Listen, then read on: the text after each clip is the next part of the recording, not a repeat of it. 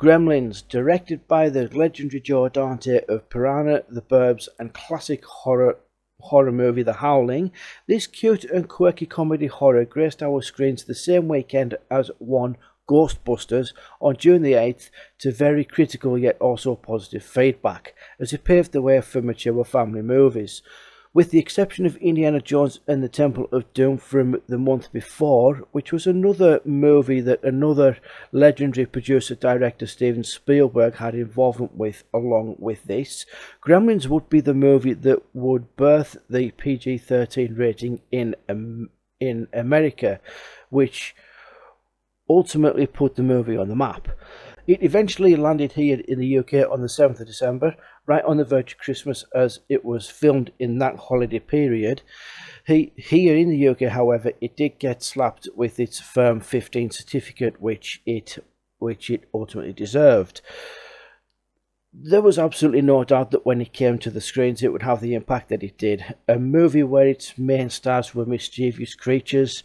Normally you'd think that given the PG-13 rating hadn't quite been put in place in America, parents and critics criticised it for its violence, but the overall movie had people going back for seconds.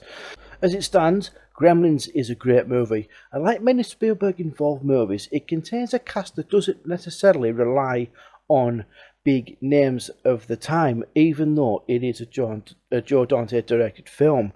Zach Galligan plays Billy Peltzer, a young man who is given the responsibility of taking care of Gizmo, his new pet, gifted to him from his father for Christmas, who is wonderfully played by the popular country singer-songwriter Hoyt Axton. The story is nice and simple. There's 3 rules to caring for Gizmo, which is the centre point of the film. So we know what's coming, but we don't know the conclusion of the consequences of breaking these 3 rules. We all know how they'll be broken, but in this case, for the movie, it's been put down as unintentional, and it's up to Billy and his parents, plus his love interest, Kate, who is portrayed wonderfully by the talented Phoebe Cates, to rectify what chaos has become of the quiet town of Kingston Falls, where they all reside. Prior to Gremlins, Zach had only starred in a couple of productions, so he was fairly new to the Hollywood system, but he is so good you don't really notice that he's new to the world of film. His charisma carries really well as Billy, and he plays it sweet and not so innocent, which to me is a good balance to a character who we need to root for as the film progresses. And the same can be said for Phoebe Cates as well. Herself, and like Zach, also only had a couple of movies before being cast as Kate here in Gremlins. She'd just come off Fast Times at Ridgemont High and was probably the biggest name in the cast because of the success of that previous movie. The chemistry between Zach and Phoebe is off the scale. They work incredibly well together, as the dynamics between them don't feel rushed. We're introduced to them early on in the movie, yet when we already realise they're not quite a couple, hints do get dropped throughout that they really like each other. This is something that I really like about Joe Dante's movies. His ability not to completely mask over a simple story with little sprinklings of a couple of subplots here and there for extra measure. Phoebe plays her role fairly straight, as you would expect for a film like this. Quite the different turn from Fast Times, but it's a complete 180 on Billy's lifestyle in the film. She does a really good job to bring Kate to life from paper. Like I said, she plays her fairly straight, which I really like. It doesn't harm the tone of the movie, and if anything, she really adds a lot to the tone and progression of the human characters. And with this being a golden oldie, I can somewhat go into spoiler territory. Now, for those who've not seen the movie, what are you doing? Get it watched. You've got this far without watching the movie. Go on, go away and get it watched, and come back and rewatch this. A few of you guys out there that have a somewhat knowledge of the film will no doubt be expecting me to cover this, and rightly so.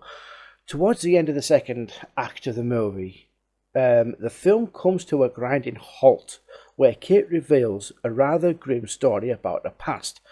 Now, when I said earlier about her life being a complete 180 to Billy's, I wasn't joking. For me, there is a reason why we don't see Kate's family in this movie. One, she reveals early on she doesn't celebrate Christmas. And number two, the pacing of the movie.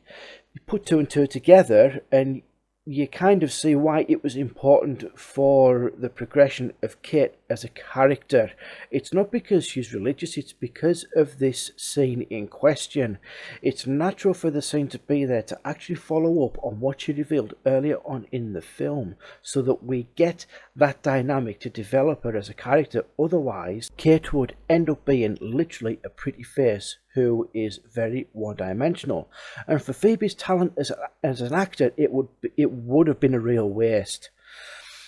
The creature designs and visual effects were handled by Chris Wallace of David Cronenberg's epic satire The Fly, and who had also partially worked on Raiders of the Lost Ark. His work on Gremlins was very taxing, as most of the time, or a lot of the time, puppets were used, which really adds to the authenticity of the movie. However, there were problems using a majority of the puppets, as the mechanics often failed as a result of the puppets' actual size and scale. Several size gizmos were used in the movie, mainly for perspective shots that were used accordingly so they didn't feel out of place.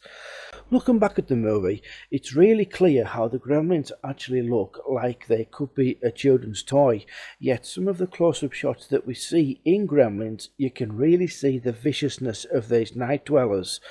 They do give a sense of horror that isn't as prominent in the movie, which was a decision on Steven Spielberg's behalf. He wanted a more family-centered vibe that would balance the overall tone, as its initial premise was a straight-up horror, with Gizmo being the main villain of the movie. It was a good decision to make at the time as a box office strategy, but I honestly think if they'd gone with the original screenplay, I don't think it would have made a great deal of difference at the box office or its general performance. It probably would have still been as iconic nowadays if the changes to the screenplay hadn't been made. But for what it's worth, at the time, it definitely was the way to go. Now, as I said earlier, I do have a soft spot for this movie. It definitely paved the way to the genre of movies my taste was going towards at the time. Well, for the foreseeable, I should say, really. I vividly remember watching 1933's King Kong, or King Konk, as I called it back then, for the first time at the ripe old age of 6. I was terrified of the film, so I went to bed halfway through it. Fast forward 3 to 4 years, this little gem came into my life, and I've never looked back.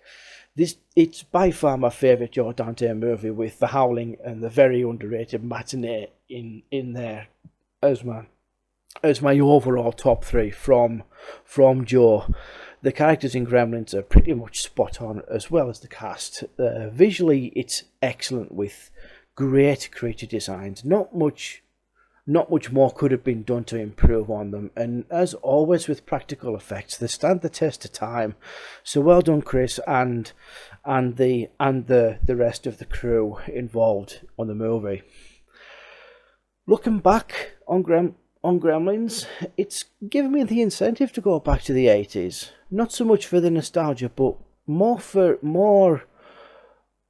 the freshness that era had on movies that sort of paved the way for Hollywood to go down the reboot and remake era we have today. Gremlins almost feel like it started that era with its 1990 sequel, The New Batch, which was completely nonsensical, yet it's still as beloved as its 84 original. Now, I'm not going to score this movie, everyone. It would seem too unfair after all these years, and also given the fact that it's so beloved. And it should be a part of everyone's movie collection, not just mine. So with that in mind, everyone, it's been an absolute pleasure looking back at the movie and sharing my thoughts with you guys. If you enjoyed this, consider liking the video and subscribing if you'd like to see more of this. If you don't, I honestly don't mind, and feel free to share your thoughts on Gremlins in the comments below. Take it easy, guys. This is me, Trekflix, signing off. And remember, if your air conditioning goes on the fritz, your washing machine blows up, or your video recorder conks out, before you call the repairman, turn on all the lights, check all the closets and cupboards, and look under all the beds, because you never can tell. There might just be a gremlin in your house.